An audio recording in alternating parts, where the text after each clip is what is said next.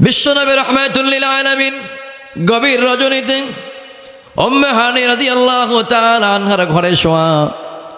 জিবরাইল আমিন আসলেন, সালাম দিলেন, আসসালাতু ওয়াসসালামু আলাইকা ইয়া রাসূলুল্লাহ। ওগো নবী, আর ঘুমানোর সময় নাই। রব্বুল আলামিন সালাম পাঠিয়েছেন। আল্লাহ পাক রব্বুল আলামিন বলেছেন, আপনাকে নিয়ে মসজিদে হারাম থেকে মসজিদে আকসা পর্যন্ত ভ্রমণ করব। সেখান থেকে প্রথম আসমান, দ্বিতীয় আসমান, তৃতীয় আসমান সহ সপ্তম আসমান পর্যন্ত ভ্রমণ করে আল্লাহ পাক রব্বুল আলামিন আপনাকে আরশে আযীম পর্যন্ত যাওয়ার জন্য দাওয়াত করেছেন। সুবহানাল্লাহ। বিশ্বনবী রাহমাতুল লিল আলামিন বলেন, ওই মালিকের জাতের কসম করে বলি, এই নামাজকে প্রতিষ্ঠা করার জন্য, এই নামাজকে সমাজের মধ্যে কায়েম করার জন্য তায়েফের ময়দানে আমার রক্তগুলো ঝরেছে। অসংখ্য অগণিত সাহাবীরা শহীদ হয়েছে, শাহাদাত বরণ করেছে। অসংখ্য অগণিত সাহাবীদের রক্ত ঝরেছে। উহুদের ময়দানে আমার দান্দান মোবারক শহীদ হয়েছে। আজকে যখন আমার অবর্তমানে সাহাবীরা নামাজ পড়তেছে, জামাতের সাথে নামাজ আদায় করতেছে, আমার কেন যেন মনে হলো ভবিষ্যতের কথা আমার মনে পড়ে গেল। আমার মনে হলো আমার অবর্তমানে কিয়ামত পর্যন্ত আমার যত উম্মত আসবে, সব উম্মতগুলো এইভাবে জামাতের সাথে নামাজ আদায় করবে। ইয়া নবী সালাম আলাইকা, ইয়া রাসূল সালাম আলাইকা। আমি সূরাত বনী ইসরাঈলের 1 নং আয়াত আমি তেলাওয়াত করেছিলাম। আল্লাহ পাক রব্বুল আলামিন এই আয়াতের মধ্যে বলেন, সুবহানাল্লাযী আসরা বিআবদিহি লাইলাম মিনাল মাসজিদিল হারামি ইলাল মাসজিদিল আকসা আল্লাযী বারাকনা হাওলাহু লিনুরিয়াহু মিন আয়াতিনা ইন্নাহু হুয়াস বাসীর। আল্লাহু আকবার। রব্বুল আলামিন বিশ্বনবী রাহমাতুল লিল আলামিনের ব্যাপারে বলেছেন, বিশ্বনবী রাহমাতুল লিল আলামিনকে মসজিদুল হারাম থেকে মসজিদে আকসা পর্যন্ত আল্লাহ তাআলা তার হাবিবকে প্যারা নবী বিশ্বনবী মুহাম্মদুর রাসূলুল্লাহ সাল্লাল্লাহু আলাইহি ওয়াসাল্লামকে ইসরা করিয়েছেন। বিশ্বনবী রাহমাতুল লিল আলামিন গভীর রজনীতে উম্মে হানি রাদিয়াল্লাহু তাআলা আনহার ঘরে শোয়া। জিবরাইল আমিন আসলেন, সালাম দিলেন, আসসালাতু ওয়াসসালামু আলাইকা ইয়া রাসূলুল্লাহ। ওগো নবী, আর ঘুমানোর সময় নাই। রব্বুল আলামিন সালাম পাঠিয়েছেন। আল্লাহ পাক রব্বুল আলামিন বলেছেন, আপনাকে নিয়ে মসজিদে হারাম থেকে মসজিদে আকসা পর্যন্ত ভ্রমণ করব। সেখান থেকে প্রথম আসমান, দ্বিতীয় আসমান, তৃতীয় আসমান সহ সপ্তম আসমান পর্যন্ত ভ্রমণ করে আল্লাহ পাক রব্বুল আলামিন আপনাকে আরশে আযীম পর্যন্ত যাওয়ার জন্য দাওয়াত করেছেন। সুবহানাল্লাহ। অনেক লম্বা ঘটনা, সময় সংক্ষেপ, এজন্য আমি সংক্ষেপে শেষ করে দেব। যখন বিশ্বনবী রাহমাতুল লিল আলামিনকে জিবরাইল বললেন, বিশ্বনবী রাহমাতুল লিল আলামিন উঠে ওযু করলেন। ওযু করে জিবরাইল আমিনের সাথে রওনা করলেন। যখন যেতে শুরু করলেন, যেতে যেতে অনেক দূর যাওয়ার পরে জিবরাইল বললেন, ইয়া রাসূলুল্লাহ, ইয়া হাবিবাল্লাহ, ওগো আল্লাহর নবী, এই স্থানে আপনাকে নামতে হবে এবং ওই যে আপনি দেখতে পাচ্ছেন এটা হলো মসজিদে আকসা। মসজিদে আকসা, এই মসজিদ মুসলমানদের প্রথম কিবলা ছিল। মুসলমান প্রথম মসজিদে আকসার দিকে কিবলা করে নামাজ আদায় করত। যখন নবীজি সাল্লাল্লাহু আলাইহি ওয়াসাল্লাম মসজিদে কিবলাতাইন, এই জায়গায় এই মসজিদে বসে যখন আল্লাহর দরবারে দোয়া করেছেন, আল্লাহ তাআলা নবীজির দোয়া কবুল করেছেন। মানুষের মুসলমানদের কিবলা মসজিদে আকসা থেকে মসজিদে হারামের দিকে আল্লাহ তাআলা কবুল করে নিয়েছেন। যখন মসজিদে আকসা, ওই জায়গায় বিশ্বনবী রাহমাতুল লিল আলামিন ওখানে অবস্থান করলেন।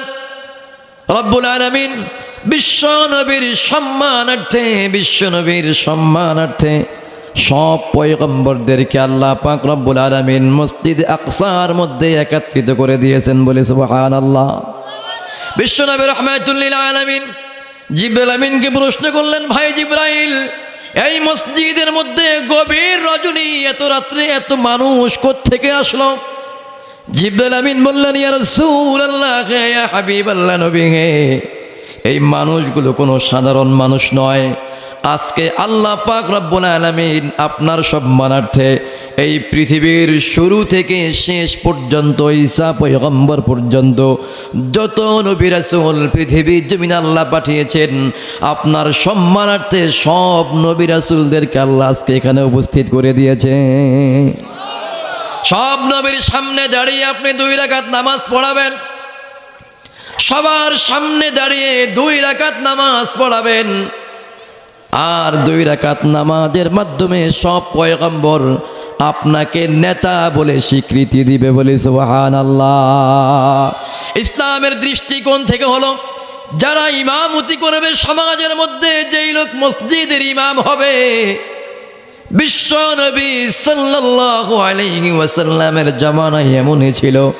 ইসলামের আইন এটাই বলে, যেই ব্যক্তি সমাজের ইমাম হবে, মসজিদের ইমাম হবে, ওই ব্যক্তি সমাজের প্রত্যেকটা মানুষের বিচার করবে। কি বলেন, ঠিক না? আর বর্তমান সমাজে মানুষ ইমামকে চালায়, মনে করে ইমাম মানে একজন চাকর। মানুষের মেধার মধ্যে ঝং ধরে গিয়েছে, মুসলমানদের মেধার মধ্যে ঝং পড়ে গিয়েছে। মুসলমান বর্তমানে ইমামদেরকে সম্মান করতে জানে না। আরে ভাই, আপনি কার পিছনে দাঁড়িয়ে বলছেন ইক্তেদাইতু বিহাজাল ইমাম? আপনার সব কিছু ইমামের কাঁধের উপরে চড়িয়ে দিয়ে আপনি পিছনে ইক্তেদা করলেন, কিন্তু নামাজের সময় মানলেন নেতা হিসাবে, মসজিদ থেকে বের হলে মসজিদের ইমাম সাহেবকে মোল্লা বলে গালি দেন, তাই না? হিসাব দেওয়া লাগবে কিয়ামতের ময়দানে। নবীজি সাল্লাল্লাহু আলাইহি ওয়াসাল্লামকে মেরাজের রাত্রে মসজিদে আকসার মধ্যে 2 রাকাত নামাজ পড়িয়ে 2 রাকাত নামাজের ইমাম হিসেবে আল্লাহ তাআলা বানিয়ে গোটা বিশ্বের মানুষদেরকে জানিয়ে দিলেন যে আমি যে বিশ্বনবী রহমাতুল লিল আলামিন আখিরি জামানার পয়গম্বর বিশ্বনবী আমার হাবিবকে যে সবার উপরে সম্মান দিলাম, কিয়ামতের ময়দানে সব নবীর উপরে সম্মানিত হবে বিশ্বনবী। এই জন্য সবার উপরে সম্মানিত করলাম। কিন্তু বিশ্বনবী পৃথিবীর জমিনে এসেছেন সবার পরে, তার আগে যেই নবীরা ছিল ওই নবীরা তো বিশ্বনবীকে পান নাই। এই জন্য মসজিদ আকসার মধ্যে সব নবীকে একত্রিত করেছেন।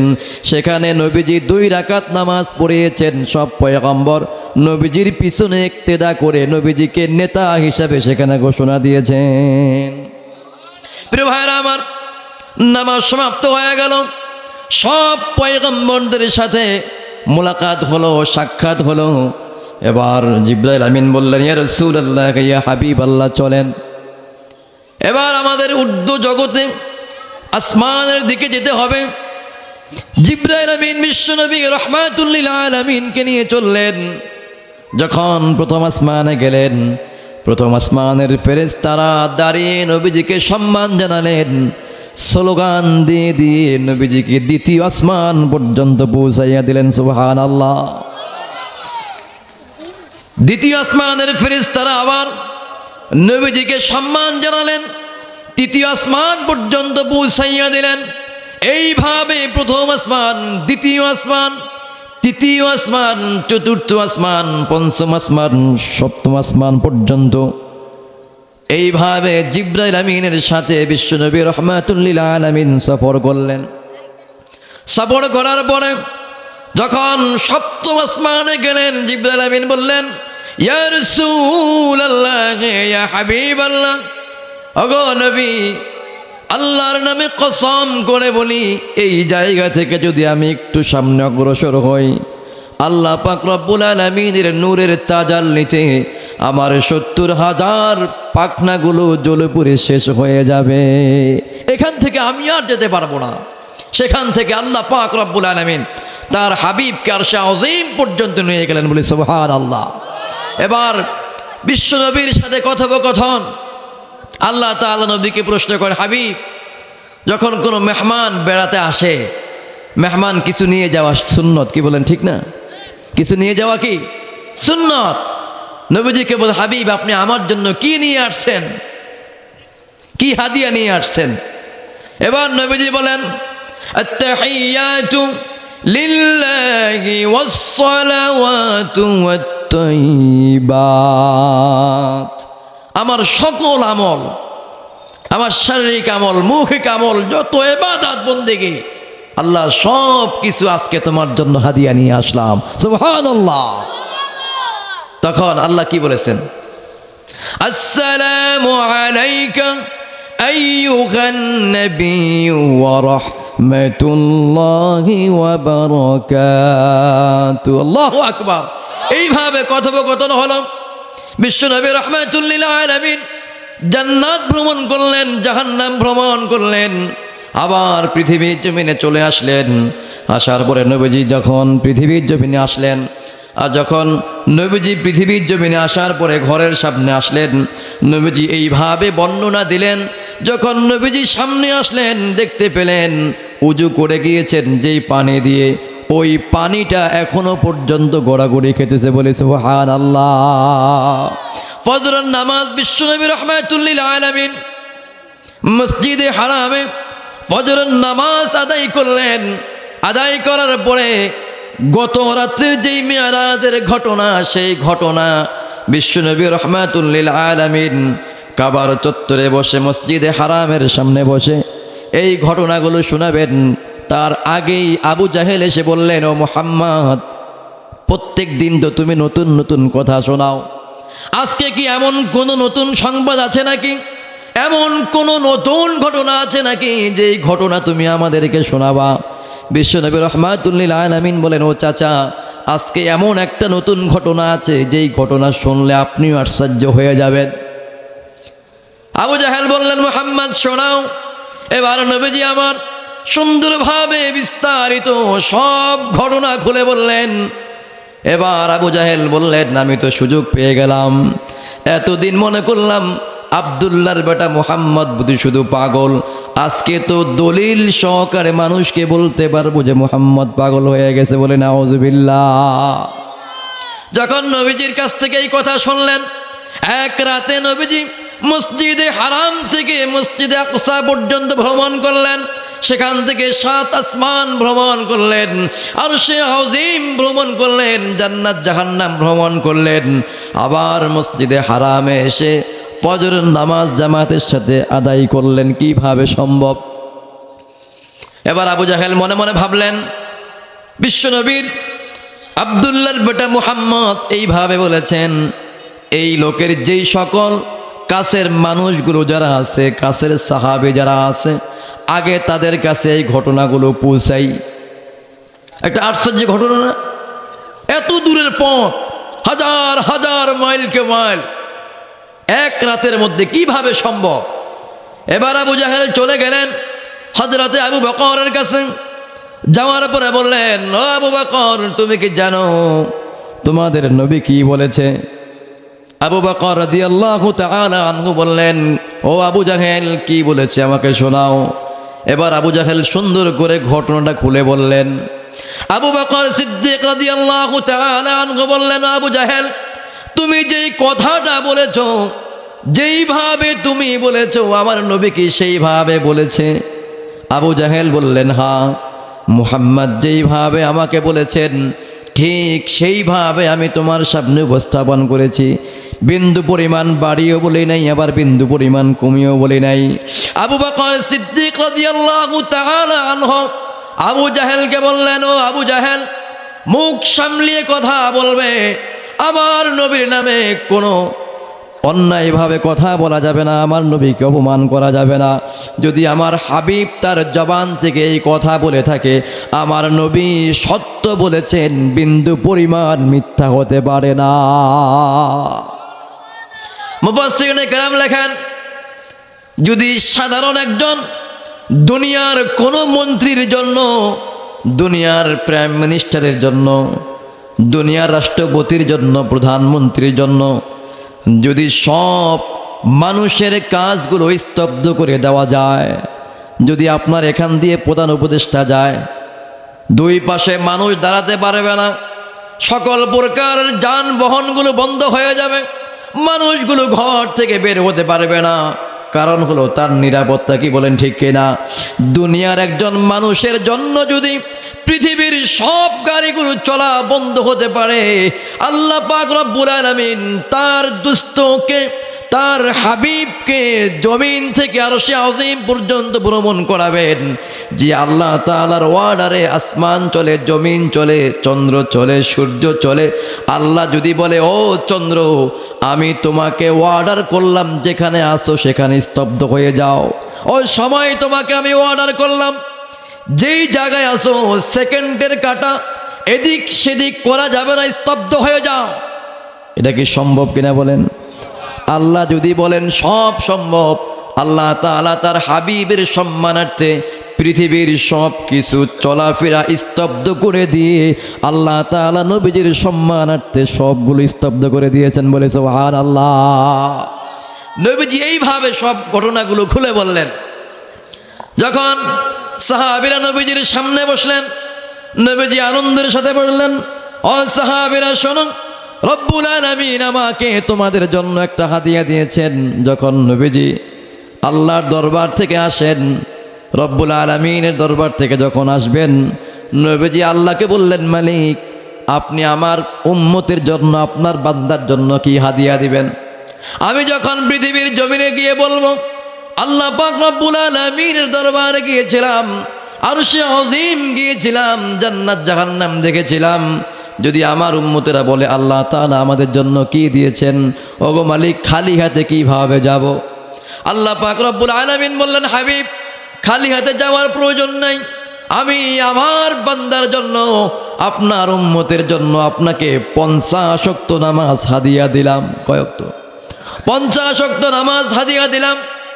যদি আমার কোনো বান্দা দুনিয়ার জমিনে বসে 50 ওয়াক্ত নামাজ সঠিকভাবে সুন্দরভাবে আদায় করে, আমি আল্লাহ পাক রব্বুল আলামিন কিয়ামতের ময়দানে ওই বান্দাকে বিনা হিসাবে জান্নাতে প্রবেশ করায় দেব। বলে সুবহানাল্লাহ।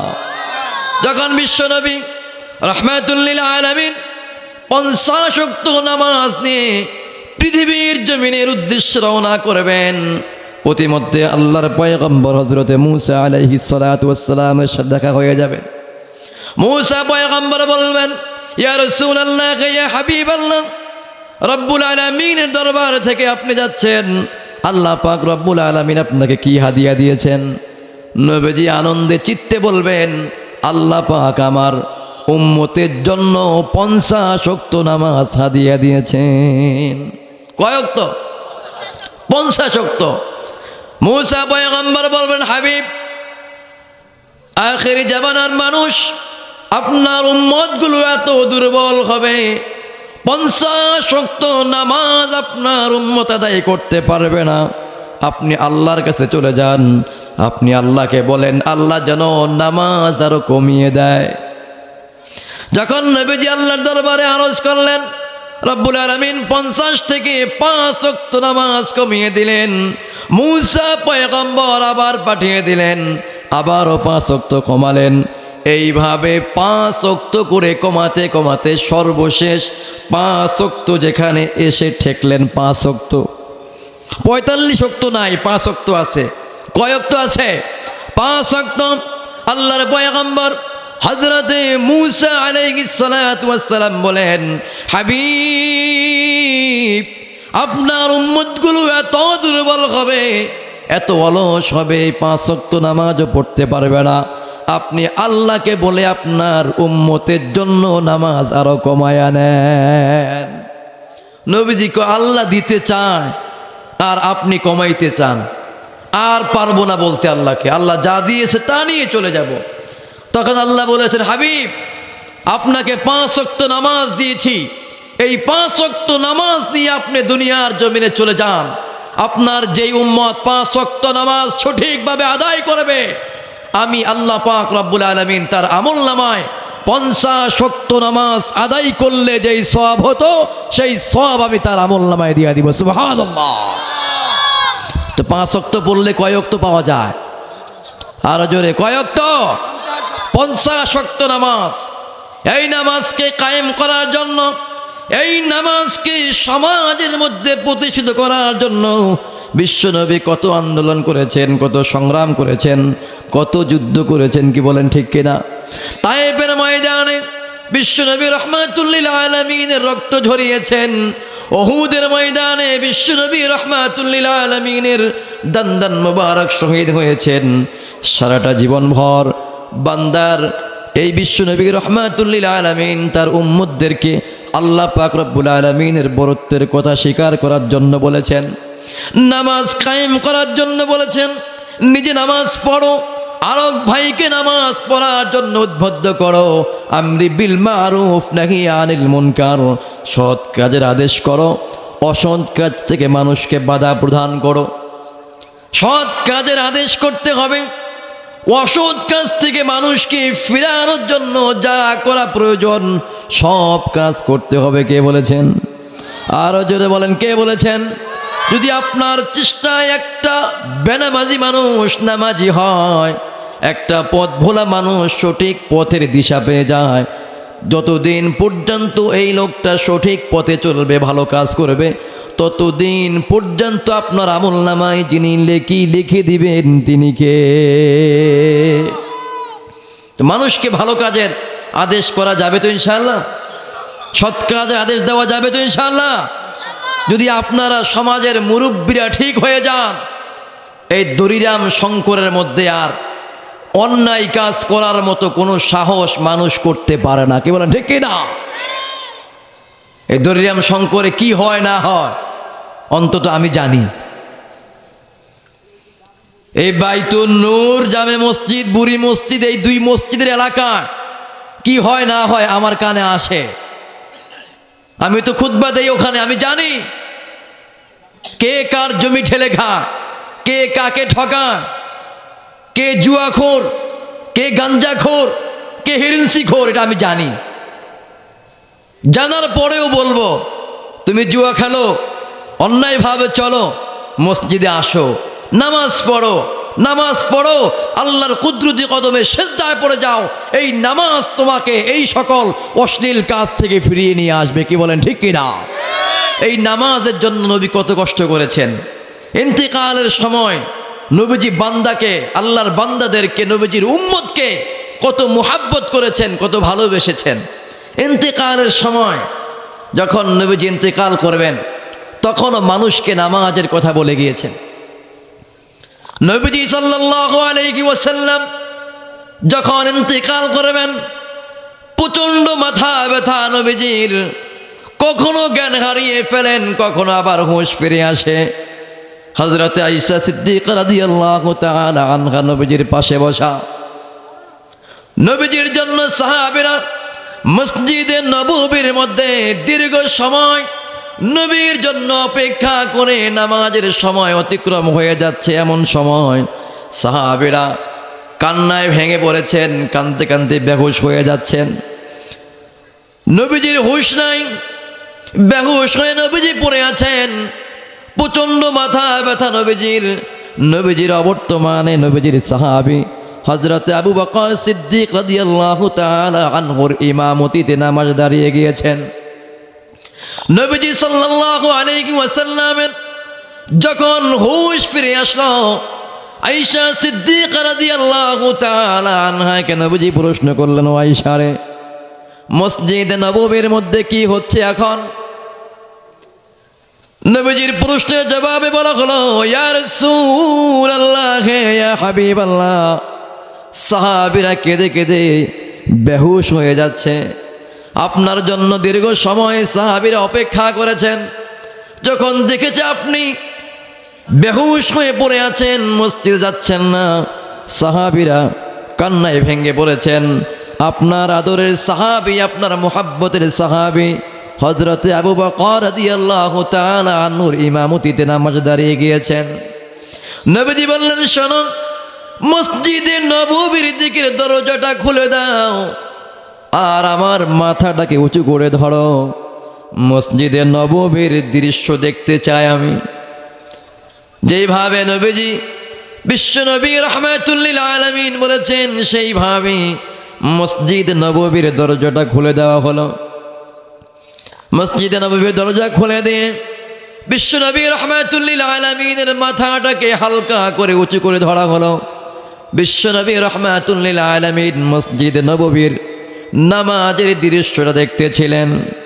যখন সাহাবীদের নামাজের দৃশ্য নবীজি মন ভরে দীর্ঘ সময় পর্যন্ত সাহাবীদের নামাজের দৃশ্য দেখলেন, আয়েশা সিদ্দিকা রাদিয়াল্লাহু তাআলা আনহা বলেন, তখন খেয়াল করলাম নবীজির চোখ বেয়ে বেয়ে জমিনে পানি পড়তেছে।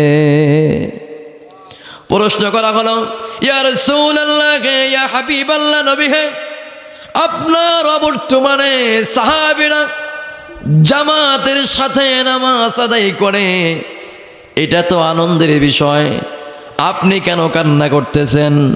নবীজি বলে, শোনো, দুইটি কারণে মানুষ কান্না করে। কয়টি কারণে? দুইটি কারণে মানুষ কান্না করে।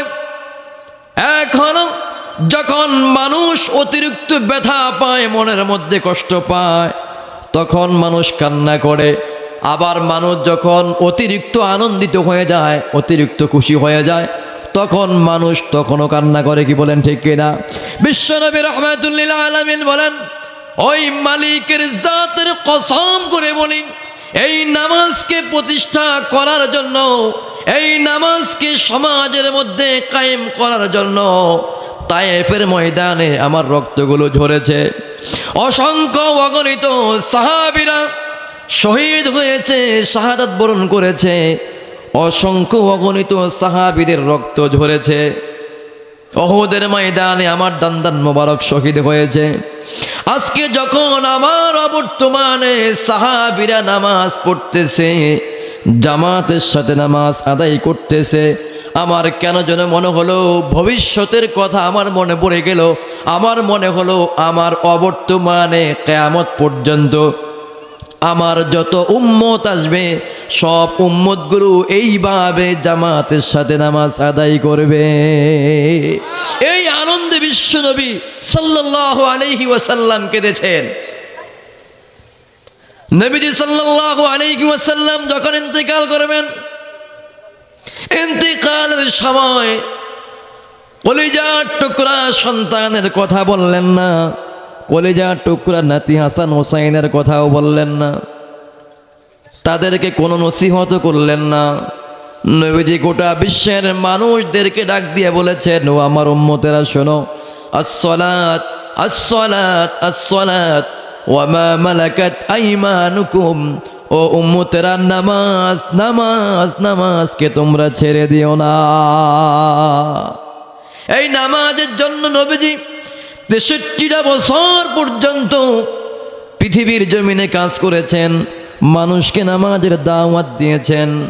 নবীজি বলেছেন, যেই ব্যক্তি ৫ ওয়াক্ত নামাজ সঠিকভাবে পড়বে, কিয়ামতের ময়দানে ওই লোকগুলোকে নবীজি ধরে ধরে জান্নাতে প্রবেশ করাবেন। সুবহানাল্লাহ, বাড়ি যাই কোয়েন। হযরতে ফাতেমা রাদিয়াল্লাহু তাআলা আনহা বললেন, ইয়া রাসূলুল্লাহ, ইয়া হাবিবাল্লাহ, কিয়ামতের ময়দানে শুধু আপনার উম্মত কিয়ামতের ময়দানে উঠবে, বিষয়টা কিন্তু এমন নয়। পৃথিবীর শুরু থেকে শেষ মানব পর্যন্ত যত মানুষ পৃথিবীর জমিনে আল্লাহ পাঠাবেন, সব মানুষ কিয়ামতের ময়দানে উঠবে। কি বলেন, ঠিক কিনা? ইয়া রাসূলুল্লাহ, ইয়া হাবিবাল্লাহ, এত মানুষের মধ্য থেকে আপনি কিভাবে আপনি আপনার উম্মতকে বাছাই করবেন? এবার নবী বলেন, ফাতেমারে, যদি একটা মাঠের মধ্যে অসংখ্য অগণিত কালো ঘোড়া রেখে দেওয়া হয়, এই অসংখ্য অগণিত কালো ঘোড়ার মধ্যে যদি একটা সাদা ঘোড়াকে ছেড়ে দেওয়া হয়, ও ফাতেমা তুমি বলো, লক্ষ লক্ষ কালো ঘোড়ার মধ্য থেকে সাদা ঘোড়া খুঁজে বের করতে কষ্ট হবে নাকি? কথা বুঝতে পেরেছেন? লক্ষ লক্ষ কালো ঘোড়ার মধ্য থেকে একটা সাদা ঘোড়া খুঁজে বের করতে কষ্ট হবে। বিশ্বনবী রাহমাতুল লিল আলামিন বলেন, ও ফাতেমা শোনো, যেমনি ভাবে লক্ষ লক্ষ কালো ঘোড়ার মধ্য থেকে সাদা ঘোড়া খুঁজে বের করতে তোমার কষ্ট হবে না। কিয়ামতের ময়দানে কোটি কোটি মানুষের মধ্য থেকে আমিও আমার উম্মতদেরকে ওই সাদা ঘোড়ার মতো নির্দিষ্ট চিহ্ন দেখে দেখে আমি জান্নাতে প্রবেশ করাবো বলে সুবহানাল্লাহ। সেই নির্দিষ্ট চিহ্নের কথা নবী বলেছেন। 5 ওয়াক্ত নামাজ আদায় করার জন্য পবিত্র হওয়া হলো শর্ত, কি বলেন ঠিক কিনা? তাহারাত অর্জন করা, পবিত্র হওয়া, ওযু করা, এটা হলো ফরজ। নবীজি বলেন যেই ব্যক্তি নামাজ আদায় করার জন্য ওযু করবে, 5 ওয়াক্ত নামাজ পড়ার জন্য ওযু করবে, হাত ধৌত করবে, মুখমণ্ডল ধৌত করবে, পা ধৌত করবে, নামাজ পড়ার জন্য ওযু করবে, কিয়ামতের ময়দানে ওই ব্যক্তিদের হাত এবং মুখমণ্ডল পূর্ণিমার চাঁদের মতো নূর চমকাইতে থাকবে বলে সুবহানাল্লাহ। বিশ্বনবী সাল্লাল্লাহু আলাইহি ওয়াসাল্লাম বলেন, ও ফাতেমা, আমার যে উম্মতেরা নামাজ আদায় করবে ওই উম্মতের হাতগুলোর মধ্যে নূর চমকাইতে থাকবে, ওই উম্মতের মুখের মধ্যে নূর চমকাইতে থাকবে। আমি আমার উম্মতের নূর দেখে দেখে জান্নাতে প্রবেশ করাবো বলে সুবহানাল্লাহ। আজকে এই বয়ান শোনার পর থেকে কারা কারা নামাজ ছেড়ে দিবেন? দুহাত তুলে দেখান। কিয়ামতের ময়দানে বিশ্বনবীর সুপারিশ চান তো? বিশ্বনবীর সুপারিশ ছাড়া কোনো উম্মত জান্নাতে যেতে পারবে? বলেন বলেন, পারবে? নবীদের সুপারিশ সবার নসিব হোক চান? তাহলে আজকে একটা ওয়াদা করেন, বাকি সব বাদ দেন। যত ওয়াজ করলাম 2 ঘন্টা পর্যন্ত সব বাদ দিয়ে দেন, একটা আমল করেন। পারবেন? একটা ওয়াদা করবেন, একটা আমল করেন, এই একটাই আপনাকে বাকি সবগুলো করতে বাধ্য করবে ইনশাআল্লাহ। আপনারা সকলে নিয়ত করেন, আজকে থেকে, এখন থেকে আপনি যে রাত্রে বাসায় যাবেন, সকালে উঠবেন, ফজরের সালাত আদায় করবেন, গ্যারান্টি আছে? কোনো গ্যারান্টি আছে? আগামী দিন আবার দোকানের সামনে আসবেন, আবার আপনার কর্মস্থলে যাবেন, গ্যারান্টি আছে? যুবক হন, ছোট হন, বৃদ্ধ হন, মুরব্বী হন, বাবা হন, নানা হন, ভাই হন, কারো মৃত্যুর কোনো গ্যারান্টি নাই। কে আছেন আজকে এখান থেকে ওয়াদা করবেন, আজকে থেকে, এখন থেকে যতদিন পৃথিবীর জমিনে থাকবে বেঁচে, ততদিন পর্যন্ত আল্লাহর বিধান 5 ওয়াক্ত নামাজকে ছেড়ে দিব না? দুহাত তুলে আল্লাহকে দেখায় না।